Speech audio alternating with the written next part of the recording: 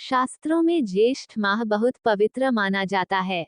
इस महीने के कृष्ण पक्ष की एकादशी को अपरा एकादशी कहा जाता है।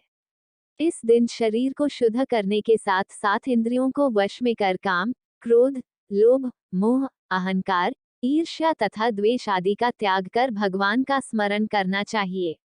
अपरा एकादशी का अर्थ होता है अपार पुण्य। पद्म पुराण के अनुसार इस दिन भगवान विष्णु की पूजा उनके वामन रूप में करने का विधान है।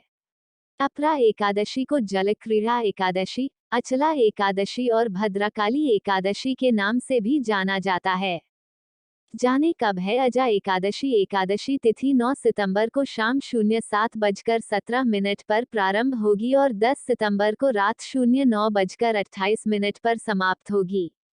अजा एकादशी व्रत का पारण 11 सितंबर को किया जाएगा। व्रत का पारण 11 सितंबर को सुबह 06:04 से सुबह 08:33 तक रहेगा। पूजा करने का सही समान क्या लगता है, ध्यान से सुने। भगवान विष्णु को पीला रंग बहुत प्रिय है, इसलिए एकादशी व्रत के दिन पूजा सामग्री में पीले पुष्प, वस्त्र, फल, केला या आम कलश व आम के पत्ते जरूर रखें। पूजा की सामग्री में पान, लौंग, सुपारी, कपूर, पीला चंदन, अक्षत, पानी से भरा नारियल, पंचमेवा, कुमकुम, हल्दी, धूप, दीप, तिल, मिष्ठान, मौली इत्यादि अवश्य रखें। अपरा एकादशी का व्रत कैसे करते हैं? सुबह जल्दी उठकर स्नान आदि से निवृत्त हो जाएं। घर के मंदिर में दीप प्रज्वलित करें। भगवान विष्णु का गंगा जल से अभिषेक करें। भगवान विष्णु को पुष्प और तुलसी दल अर्पित करें। अगर संभव हो तो इस दिन व्रत भी रखें। भगवान की आरती करें। भगवान को भोग लगाएं।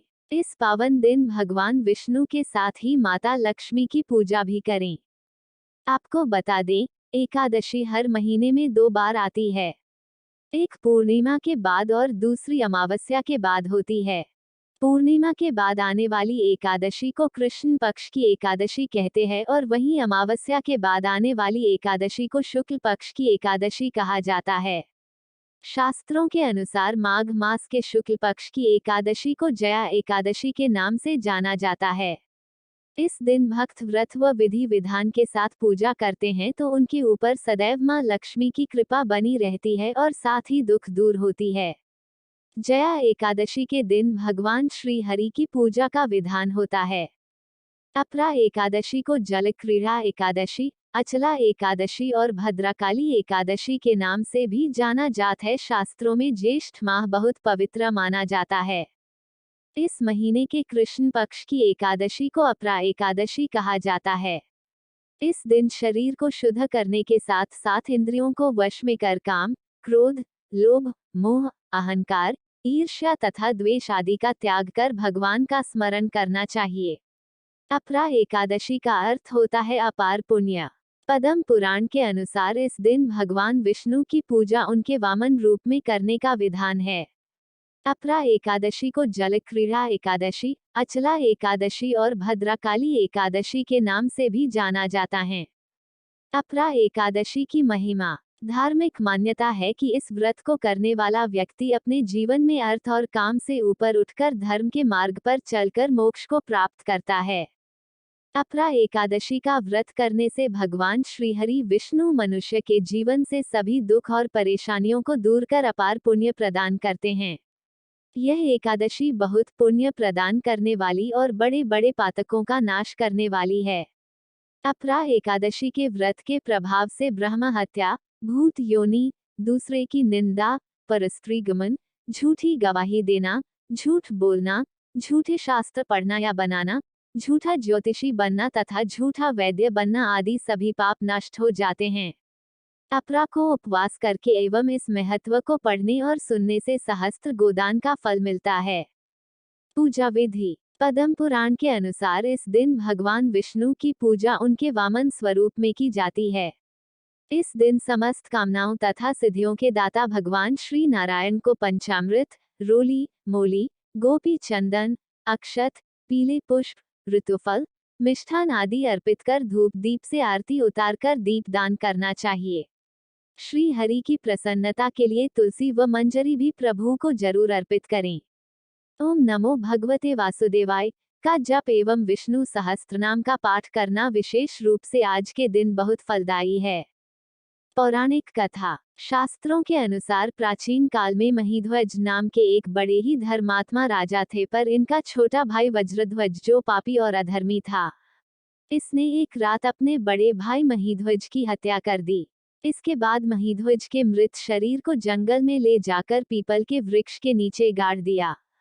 अकाल मृत्यु होने के कारण धर्मात्मा राजा को भी प्रेत योनि में जाना पड़ा। राजा प्रेत के रूप में पीपल पर रहने लगा और उस रास्ते से आने जाने वालों को परेशान करने लगा। एक दिन सौभाग्य से उस रास्ते से धौम्य नामक ऋषि गुजरे। ऋषि ने जब प्रेत को देखा तो अपने तपोबल से सब हाल जान लिया। ऋषि ने राजा को प्रेत योनि से मुक्ति दिलाने का विचार किया और प्रेत को पीपल के पेड़ से उतारा और परलोक विद्या का उपदेश दिया। संयोग से उस समय ज्येष्ठ मास की एकादशी तिथि भी थी। ऋषि ने अपरा एकादशी का व्रत किया और एकादशी के पुण्य को राजा को अर्पित कर दिया। इस पुण्य के प्रभाव से राजा प्रेत योनि से मुक्त हो गया और दिव्य देह धारण करके स्वर्ग चले गए। जया एकादशी व्रत कथा। पौराणिक कथा के अनुसार एक बार देवराज इंद्र की सभा में गंधर्व गीत गा रहे थे, लेकिन किसी कारण वंश से उनकी गीत की लय बिगड़ गई। यह देखकर इंद्र देव को अपना अपमान महसूस हुआ और इसे वह बहुत क्रोधित हो, जिसके कारण से इंद्र ने गंधर्व और उनकी पत्नी को पिशाच योनि का शाप दे दिया। इंद्र देव के शाप के कारण गंधर्व और उनकी पत्नी पिशाच योनि में कष्ट भोगने लगे। एक दिन अपने दुखों से परेशान होकर उन्होंने माघ शुक्ल एकादशी के दिन ही कुछ नहीं खाया और रात को भी परेशानी व सर्दी के कारण सो नहीं पाए। इन सब को देखते हुए भगवान श्री हरि ने उन्हें इंद्र के शाप में मुक्त कर दिया और फिर वह अपने वास्तविक स्वरूप में आकर स्वर्ग की ओर प्रस्थान किया। स्वर्ग पहुंचते ही इंद्र देव ने भी उन्हें क्षमा कर दिया और फिर उन्हें जया एकादशी के व्रत के बारे में बताया, जो उसे अनजान में पूरा हो गया था, जिसके कारण से भगवान श्री हरि ने उन्हें उनके शाप से मुक्ति किया। तब से ही जया एकादशी के व्रत को किया जा रहा है। अगर आपको यह जानकारी अच्छी लगी तो चैनल को सब्सक्राइब करें और शेयर करें।